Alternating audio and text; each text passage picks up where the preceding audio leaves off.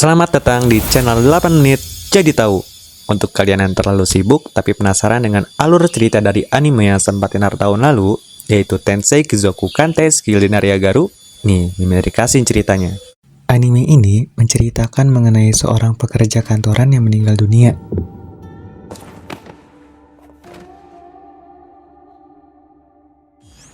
Lalu ia terlahir kembali di dunia lain sebagai seorang bangsawan dengan nama Ars Loven. Ars memiliki kemampuan spesial untuk melihat bakat seseorang.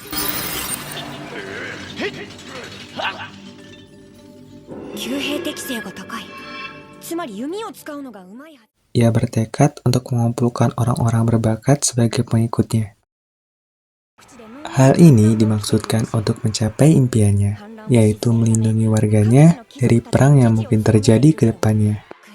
Sosok pertama yang ditemukan bernama Ritz, yang merupakan ras minoritas di benua ditempati oleh Ars. Hidupnya, Ritz selalu dikucilkan. Ia tidak diterima oleh masyarakat, tetapi ia diterima oleh Ars. Ritz merasa tersentuh, sehingga ia bertekad untuk selalu melindungi dan berada di sisi Ars. Ia memiliki bakat berpedang yang sangat hebat.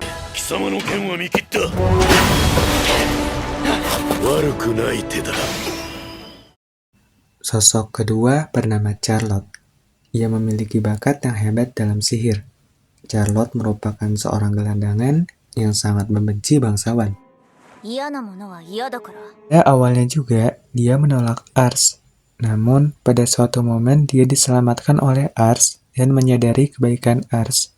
Saat itu, ia bertekad untuk membantu Ars dan menyetujui ajakannya. Ia ingin mewujudkan impiannya Ars. Sosok ketiga bernama Rosel. Ia memiliki bakat sebagai seorang ahli strategi perang. Dalam keluarganya yang seorang pemburu, ia belum dapat mengekspresikan bakatnya tersebut. Ia ditemukan oleh Ars, dan Ars membantu permasalahan di keluarganya, sehingga ia langsung tersentuh dan membantu Ars.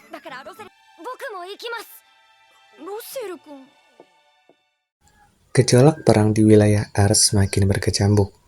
Ars merupakan seorang bangsawan yang mendiami pedesaan dan ayahnya sebagai kepala desa.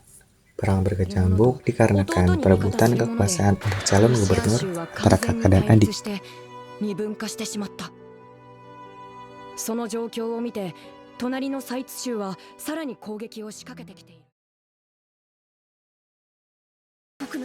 Namun, terdapat hal yang lebih mendesak daripada itu.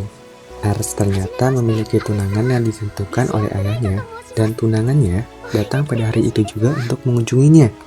Ars yang baru mengetahui hal itu, kepala bukan kagetnya. Saat ia bertemu dengannya, ternyata ia memiliki kemampuan diplomasi yang hebat dengan ambisi yang tinggi, sehingga Ars menaruh kecurigaan kepada wanita itu.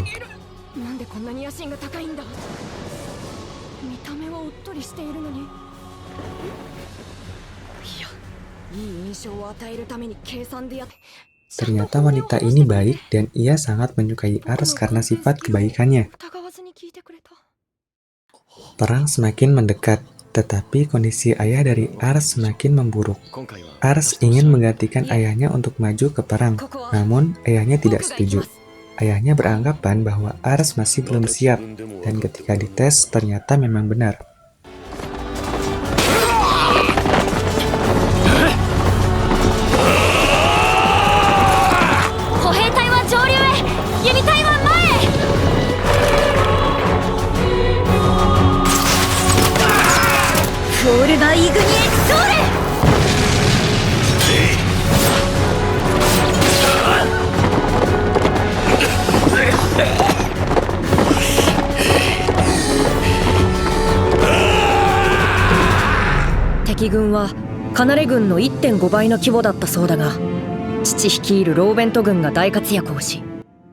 Perang pertama itu sukses, namun kondisi kesehatan ayah Ars semakin memburuk. Bahkan ia dinyatakan akan meninggal.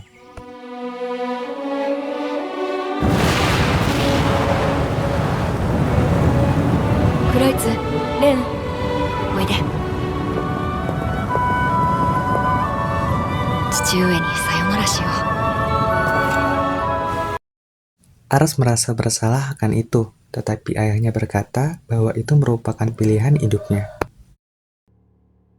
だから、お前が責任を感じる必要は全くない。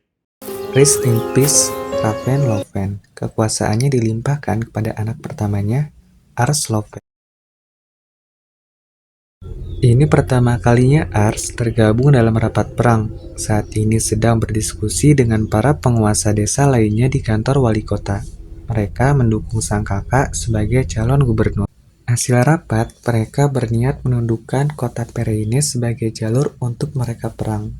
Namun, Ars berkata bahwa jangan dulu, karena pasti kota Pereine memiliki alasan mengapa ia memihak sang musuh.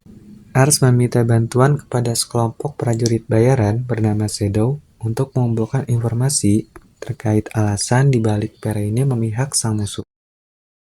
Dan benar saja, kota Pereine ditipu oleh musuh karena membuat perjanjian palsu di mana terdapat seorang pengkhianat di pihak Koran dan merupakan penguasa kota besar.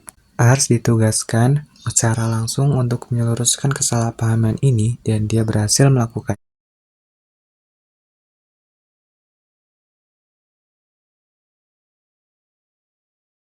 Sebelum perang dimulai, Koran sama mengundang para pengikutnya dan sekutunya untuk mengadakan pesta sebagai bentuk penyemangat agar mereka dapat menang di perang. Ars secara langsung dipuji oleh Koran dan menunjukkannya kepada para pengikutnya karena Ars merupakan pahlawan, berhasil menghindari perang dengan Pereine. Koran menunggu sepak terjang dari Ars ke depannya. Sebagai kekuatan tambahan dalam perang, Ars membutuhkan kekuatan baru dari orang yang berbakat. Dia meminta bantuan Shadow untuk mencarinya. Ditemukan seorang perempuan bernama Mirelle Grandjean yang merupakan ahli strategi yang sangat hebat, bahkan melebihi Rosal. Ternyata setelahnya diketahui bahwa Mirelle Grandjean merupakan mantan penasihat gubernur sebelumnya telah meninggal dunia.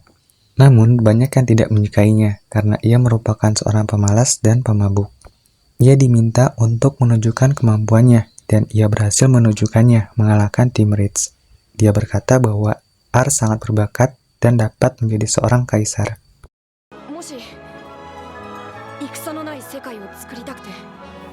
Sekian pembahasannya kali ini. Kalian ingin dibuatin plot anime apa lagi nih? Kasih tahu Mimin di kolom komentar ya. Jangan lupa subscribe, like, and share. Terima kasih sudah menonton.